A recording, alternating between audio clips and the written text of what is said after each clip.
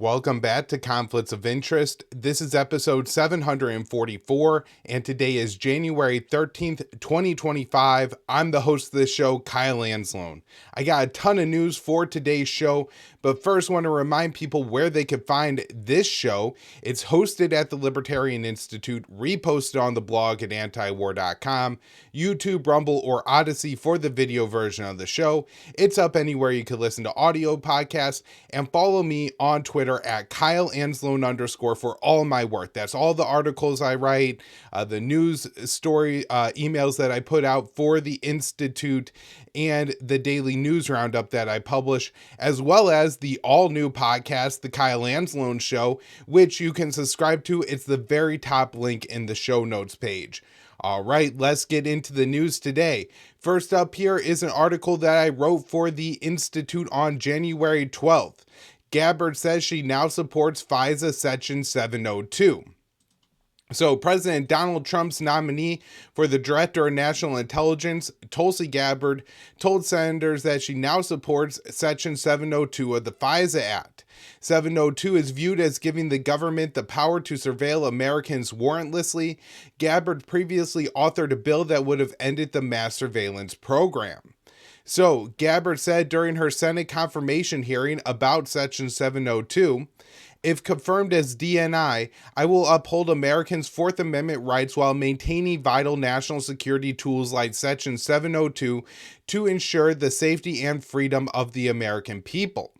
So Section 702 of the FISA Act allows the U.S. intelligence community to bulk collect Americans' data without a warrant. During her time as a member of the House of Representatives, Gabbard branded herself as a stalwart opponent of mass surveillance. So this is a remark that she made on the House floor in 2018. "We have a very important responsibility to strike a balance between national security to keep the American people safe, while also supporting our constitutionally protected freedoms.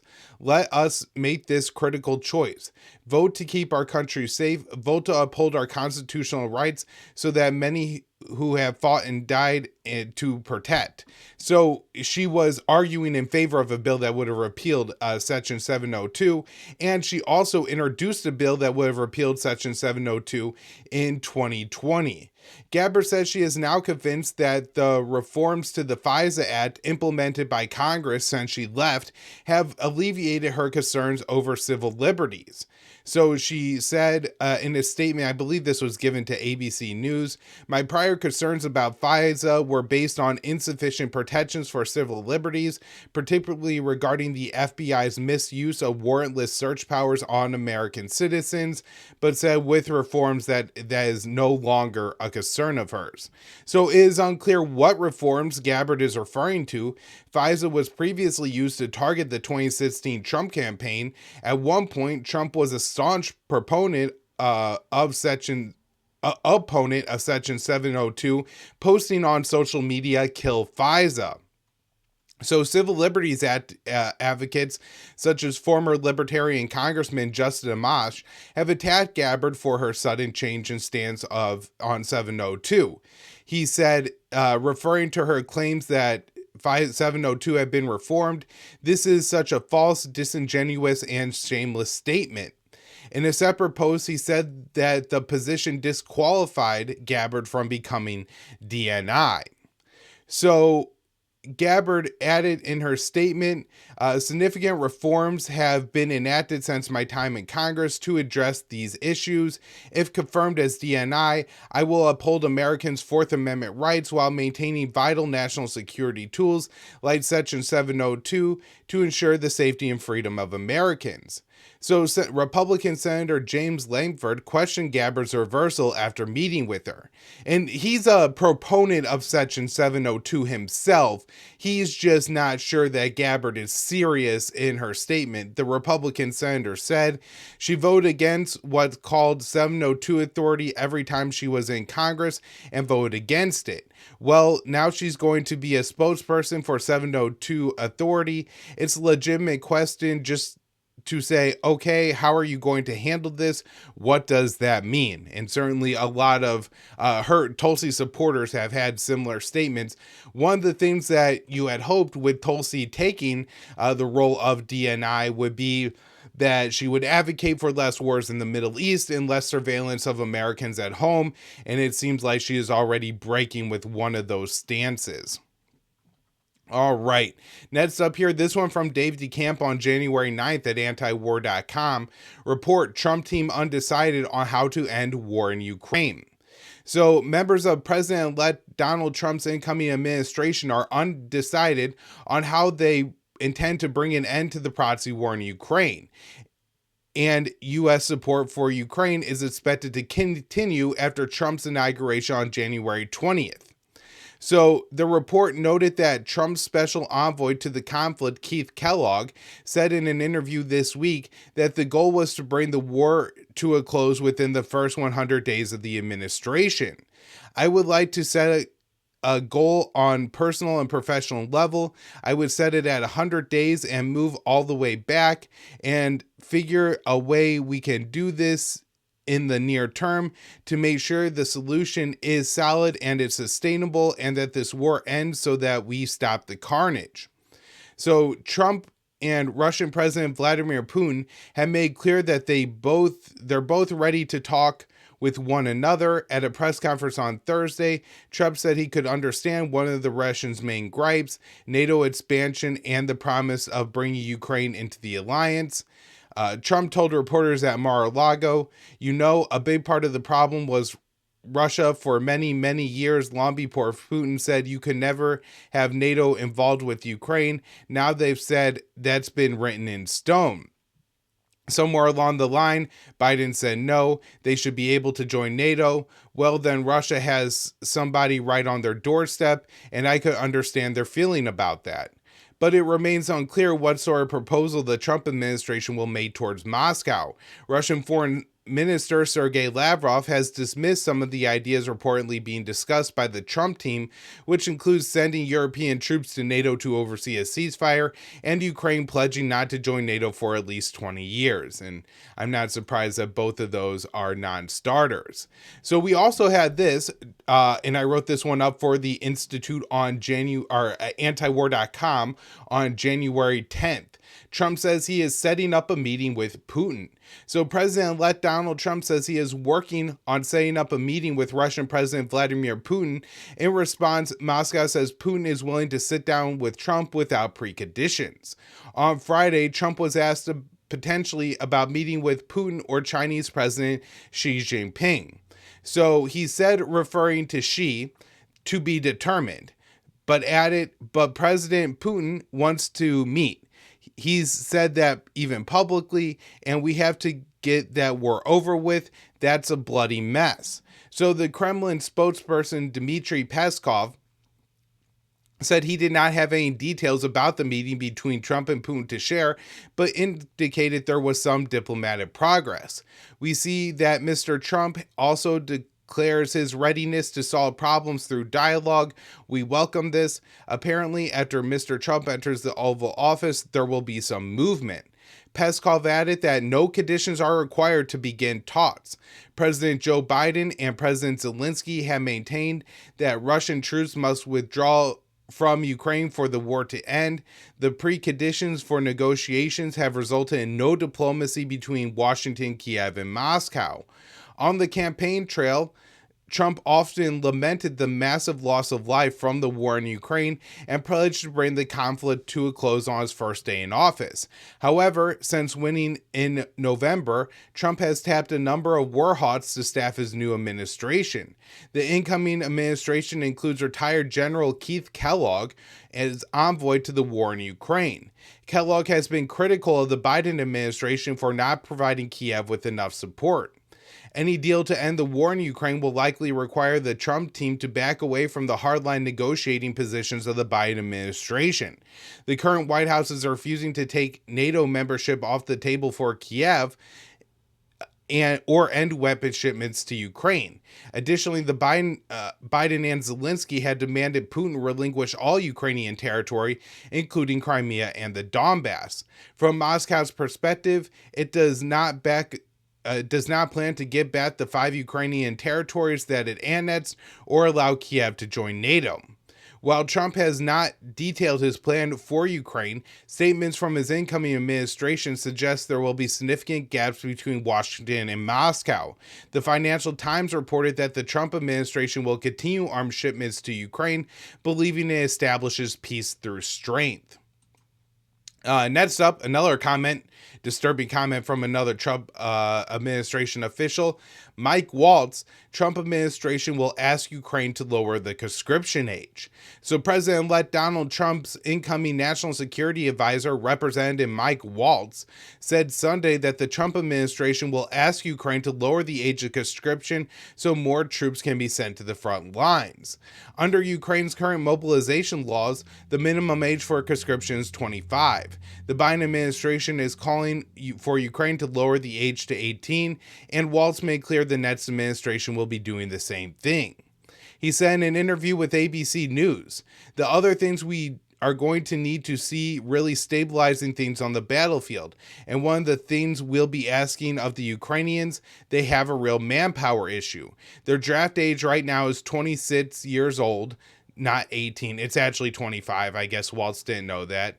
I don't think a lot of people realize that they could generate hundreds of thousands of new soldiers. So when we hear about morale problems, when we hear about what issues on the front lines look like, look, if Ukrainians have asked the entire world to be all in for democracy, we need them to be all in for democracy. And so I think this really goes against a lot of the positions that Trump has articulated, where he's saying that he doesn't want to see more Ukrainians dying. Well, if they add 1 million new conscripts, then there's likely going to be a lot more dead Ukrainians and a lot more fighting. So Waltz framed the call to conscript younger Ukrainians and the need to stabilize the front lines as necessary to end the war. He said Trump will be speaking with Russian President Vladimir Putin soon, possibly in the coming days, and be working to form the relationships needed to end the conflict. Waltz explained, from President Trump's perspective, you can't enter a deal if you don't have some type of relationship and dialogue with the other side, and we'll absolutely establish that in the coming months.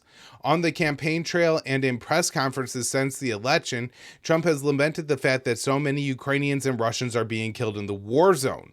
Waltz acknowledged that the front lines are a meat grinder, yet his comments suggest the Trump administration will continue supporting the conflict in an effort to gain leverage for a deal with Russia. And if you look at the current situation for the Ukrainians, that's just not going to materialize. The longer the fighting goes on, the worse the deal for the Ukrainians is going to be. Next up here, Biden administration announces $500 million weapons package for Ukraine. So on Thursday, the Biden administration announced what is believed to be the last military aid package for Ukraine, worth $500 million, and includes support equipment for F-16 fighter jets, air defense munitions, and other equipment. Secretary of Defense Lloyd Austin announced the new military aid in a meeting at the Ramstein Air Base in Germany, a gathering known as the Ukraine Defense Contact Group, which has been overseeing the aid given to Ukraine since Russia invaded nearly 3 years ago. Well, Austin is leaving behind a raging proxy war, and there's no clear path to Ukrainian military victory. He told the group that he is proud of his work. I am incredibly proud of what we achieved together. Over the past few years, we have moved heaven and earth to get Ukraine the security assistance that it needs. And altogether, we've committed more than $122 billion worth of security assistance and expanded factories around the world. Austin urged that the military aid to Ukraine must continue amid uncertainty about how the incoming Trump administration will approach the conflict. So we must not let up. That's why I'm announcing today another presidential drawdown authority package valued at approximately $500 million. And now it's worth knowing, last week on the show when I was speculating about this package, I thought it was going to be well over $1 billion. I thought it would be about 1.75 billion. And so this is a little bit less than expected. And this means that the Trump administration will have about 3.5 billion in funds that they could use to ship weapons to Ukraine if they decide to go that route, which again, I think they will. So the new military aid is being provided in the form of the Presidential Drawdown Authority, which allows weapons to be shipped straight from U.S. stockpiles. According to a Pentagon press release, this arms package includes AIM-7, RAM-7, and AIM-9M missiles for air defense, air-to-ground munitions, support equipment for F-16, armored bridging systems, secure communications equipment, small arms and ammunition, spare parts, ancillary equipment, service, training, and transportation.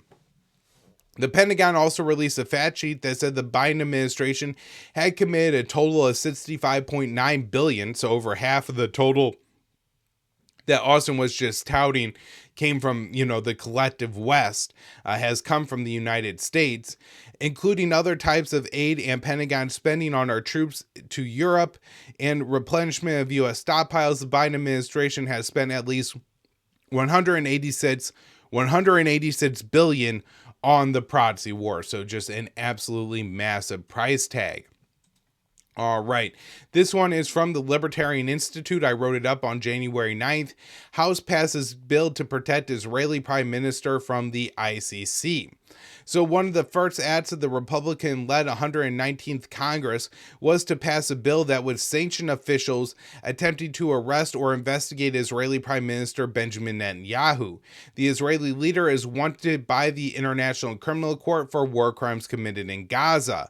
The Illegitimate Court Counteraction Act passed on Thursday in a vote of 243 to 140, with 45 Democrats joining the majority of Republicans.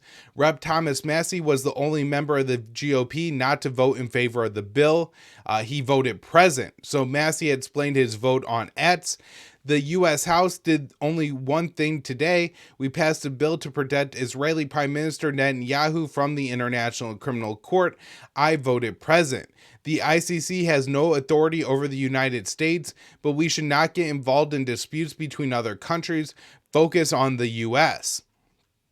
So the legislation was co-sponsored by Representative Chip Roy and Florida Republican Brian Mast, who is also a veteran of the Israeli Defense Forces.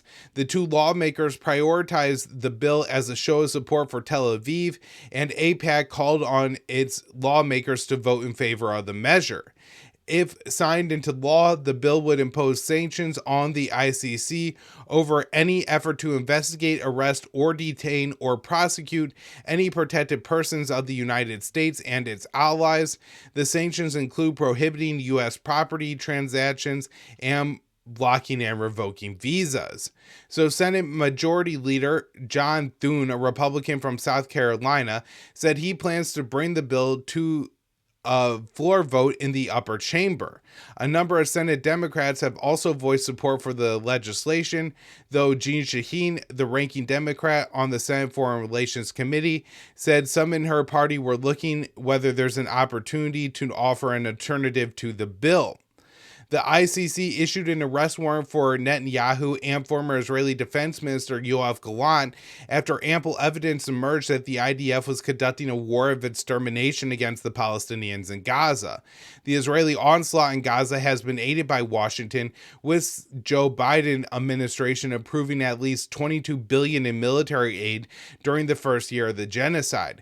Last week, Biden approved a final arms sale to Tel Aviv that includes many of the bombs, missiles, and artillery shells that have been used to devastate the civilian population in Gaza. Still, many Republicans in Washington have criticized Biden for not being supportive enough of Israel, and the first bill the House votes on is meant to be a little bit of a symbolic vote and a bellwether for the Congress. And so I think what they're trying to show is that they're going to continue to dial up the support for Israel. All right. So it's not just Netanyahu who's now worried about, being put on trial for war crimes. It's also individual Israeli soldiers. So this one from Dave DeCamp, January 9th, antiwar.com. Israel to hide identity of soldiers amid war crimes probe abroad. So the Israeli military has decided to hide the identity of its soldiers amid efforts by pro-Palestinian organizations to have Israeli soldiers investigated for war crimes while traveling abroad. Under the new policy, combat troops will now have their faces blurred and their names hidden in any interviews given to the media. Soldiers will also not be linked to any specific incident in Gaza. Only senior officers above the rank of brigadier general will have their faces and their names shown. The new policy does not deal with the main source of evidence, which is IDF's soldiers posting the about war crimes and evidence of the war crimes that they commit on their own social media pages. So an Israeli soldier recently fled Brazil after a Brazilian court ordered an investigation into him for a potential war crime based on social media posts that showed the destruction of Palestinian homes.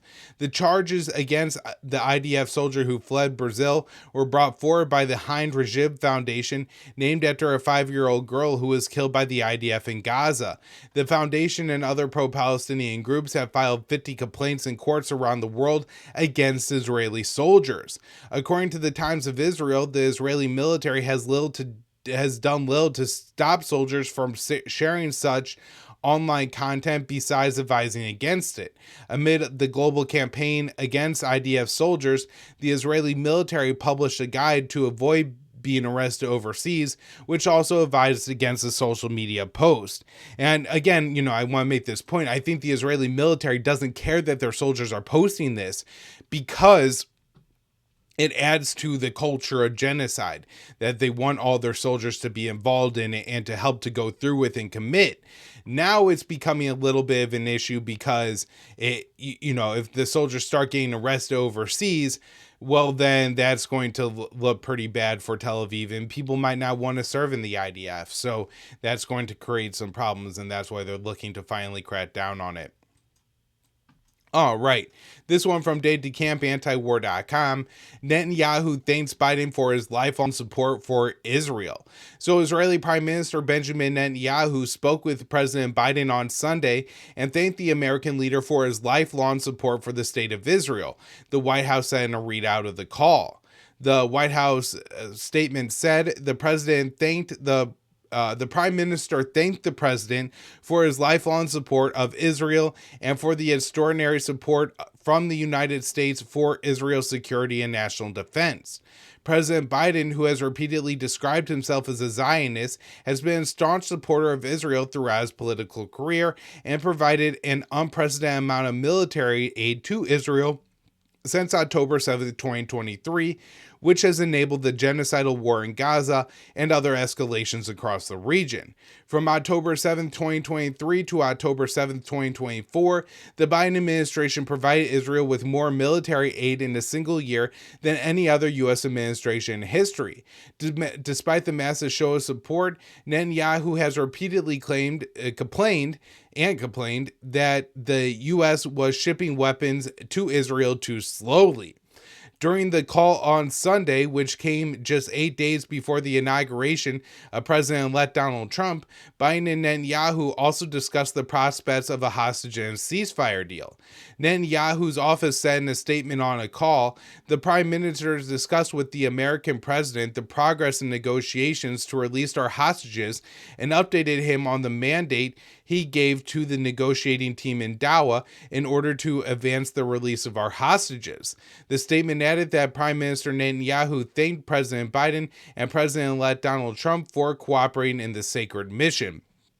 I just read this morning, right before I went on, that it looks like Bezalel Smotrich is actively undermining any potential for that deal to get done. All right, so with Trump coming into office, there's a little bit of an interesting dynamic here at play between the U.S. and Israel that I get into in this next article. It's titled, Trump's Presidency May Create Issues with Israel's Plan to Ramp Up Domestic Arms Production, and I wrote this one for the Institute on the 12th. So, as Israel is set to invest hundreds of millions of dollars into its domestic bomb manufacturing capability to reduce its dependence on the U.S., the incoming President Donald Trump may create issues with Tel Aviv's plan. So last week, Tel Aviv announced it would invest $275 million to produce more heavy bombs in Israel. Defense Ministry Director General Elad Zamir said this is a central lesson from the war that will enable the IDF to continue operating powerfully in all theaters. Israel imports over 75% of its weapons from the U.S., including bombs, shells, and aircraft. Israeli officials have admitted that if Washington cut off the flow of arms to Tel Aviv, the Israeli operations in Gaza would grind to a halt within months. Ifram Inbar, president of the Jerusalem Institute for Strategy and Security, told the Washington Post that Israel has been happy with this agreement, as it is cheaper to use U.S. provided military assistance than it is to produce the bombs in Israel. So while the Joe Biden administration largely gave Israel unfettered military support, including $22 billion in military aid, at times the White House did delay a shipment of 2,000-pound bombs to Israel. The move to increase domestic munitions production is viewed as insulating Tel Aviv from this form of pressure from Washington. However, Trump taking office changes the relationship between Tel Aviv and Washington. Trump has branded himself as Israel's best friend. He has also threatened to escalate the war in the Middle East, asserting there would be, quote, all hell to pay if the hostages are not released by the time he takes office. Additionally, during Trump's first term, he made clear that he valued countries that bought weapons from the U.S. The Quincy Institute's William Hartung told the Post, Trump likes to pose as the ultimate deal maker, and during his first term, he touted how U.S. arms sales support jobs in America. Letting Israel spend U.S. aid to bolster Israeli arms sector rather than buy weapons from U.S. firms runs counter to this usual approach. And so I think it's just far more blunt that when Trump is in office, the whole scheme, which is, you know, Israel buys the arms from the U.S. because this enriches the American military industrial complex, which in turn donates to members of Congress and to think tanks to vote and produce reports that say we have to continue to arm and fund Israel, which of course lots in their profits in the future and helps Israel all at the expense of the American taxpayers. And again, this doesn't create good jobs. I know Trump is a big believer in, they're buying weapons and this creates good jobs. But a lot of the like kind of manufacturing style jobs, the bulk of the jobs that are not located in the DC Beltway for the average Americans, you know, Joe from Scranton, Pennsylvania, or from Phoenix, Arizona, who is putting together the artillery shells, running the machinery, working the forklift in the factory, they're not making very much money. At one point in time, it was about $36,000 a year that these factory workers were making in Arizona. And you know, for anybody who's ever made that amount of money in the past, 5-10 years or so would know, it's not a breadwinner salary. It's not a salary that you could raise a kid on. I made that amount of money for a couple years right after I got out of college. And, I was able to pay rent and my student loans, but I didn't have any extra cash beyond that. So there's absolutely no way I could, manage having a family and a kid as I do now. And so these are not good jobs. These are not the kind of jobs that we should be focused on creating in America. We should, rather than giving Israel $22 billion in taxpayer money, we keep that money here at home. We keep it in the pockets of Americans, and that generates more economic spending in the U.S. and probably in industries where they actually pay their employees. All right, last up here, Lancet study, Gaza Health Ministry undercounts death toll by 41%. So a new study published by the British medical journal The Lancet found that the health ministry in the Gaza Strip has significantly undercounted the number of Palestinians killed by Israel's genocidal war. The study reviewed the period between October 7th, 2023 and June 30th, 2024, and found there was 64,260 traumatic injury deaths in that time frame. At the end of June 2024, the Gaza's health ministry said there were 37,877 dead, an undercount of 41%. As of October 2024, the study said the number of Palestinians killed by Israeli military action likely exceeds 70,000. The latest numbers from Gaza's health ministry put the death toll at 46,000. Explaining the methodology of the study, it said, recapture methods to estimate total deaths from traumatic injuries in the Gaza Strip from October 7th to June 30th by combining three data limits: hospital lists, member of health surveys, and social media obituaries. We provide an estimate of mortality that accounts for underreporting. The study only accounts for deaths caused by violence and not indirect deaths caused by the Israeli siege and the destruction of medical and other civilian infrastructure. The figures coming from Gaza's health ministry have been under significant scrutiny from Israeli officials and their supporters in the West. In the early days of the genocidal war, President Biden cast doubt on their accuracy, but a high-level U.S. State Department official later acknowledged the real number of dead was likely higher than what the health ministry was reporting. So the number of indirect deaths caused by the Israeli siege is unclear, but is likely significantly higher than the violent deaths. A letter written by experts and published by The Lancet in July 2024 estimated that if the war was to end at that time, the conflict would account for over 186,000 deaths, including 37,000 violent deaths. And so what we have seen in recent war zones is that the number of violent deaths is often multiple times smaller than the number of total deaths. And so, the forcing people to be displaced, you're going to end up killing children in that process. They're going to starve to death. They're going to die from hypothermia.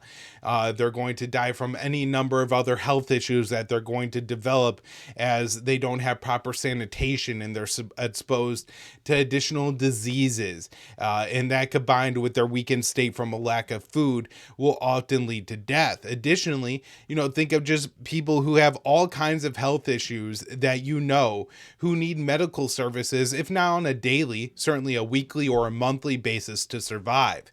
These are, diabetics, people who maybe need blood thinners to prevent a stroke, people at higher risk of heart attack, right? Like what would happen, there are people, you could probably think of people in your own life who are in their 50s, 60s, 70s, men who are maybe a little out of shape, at high risk for a heart attack. That happens in the United States a lot of times. Unfortunately, people are rushed to the hospital and they go on to live years and years and years, right? Heart attacks are not necessarily fatal in the United States. But what if there's no hospital to go to? Right? What if Israel has destroyed it? Well, that person's going to die. That's somebody who otherwise would be alive and would have lived, but because of this war that they're now dead. And, the same with all kinds of other injuries, infections becoming more and more serious. Dental infections in particular could become serious and at times lethal, or, complications. Anybody who has cancer develops pneumonia, others, kind of serious but not so serious issues that, again, in the United States and most countries in the world, you go to the hospital, you go to your doctor, you get medical treatment, and you're able to live for decades, with these ailments. And in Gaza, it's likely that those people are dead or dying. And so these are just absolutely horrific things and situations to be dealing with. So anyways, that's where I'm wrapping up the show for today. Thank you all so much for tuning into the show, and we'll be back with more later in the week.